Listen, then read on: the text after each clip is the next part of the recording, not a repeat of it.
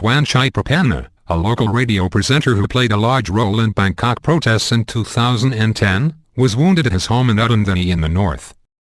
It came as anti-government protesters continued to block parts of Bangkok to force the Prime Minister to resign. The emergency decree gives the government wide-ranging powers. Imposed late on Tuesday, it covers Bangkok and 3 surrounding provinces.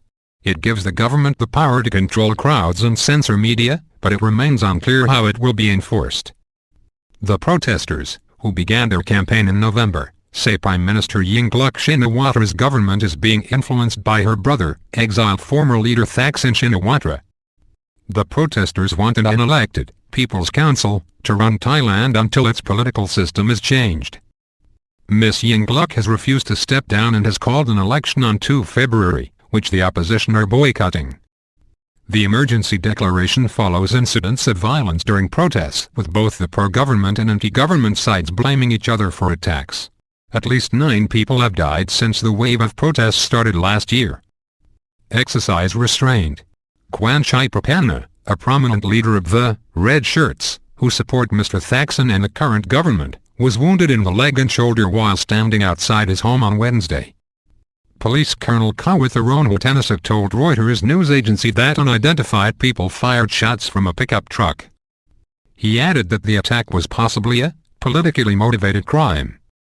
The Red Shirt government supporters, who shut down Bangkok in 2010, have for the most part stayed away from these protests.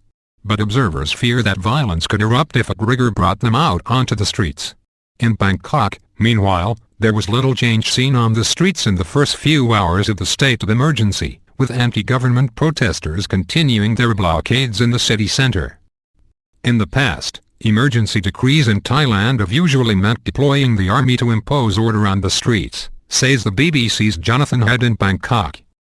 This time, the government says emergency rule will be run by the police, who until now have been told to avoid confrontations with the protesters and have performed poorly when attempting crowd control, our correspondent adds. Meanwhile, the U.S. State Department issued a statement urging all sides to refrain from violence, exercise restraint, and respect the rule of law. We encourage all involved to commit to sincere dialogue to resolve political differences peacefully and democratically, the statement from spokeswoman Marie Harf added.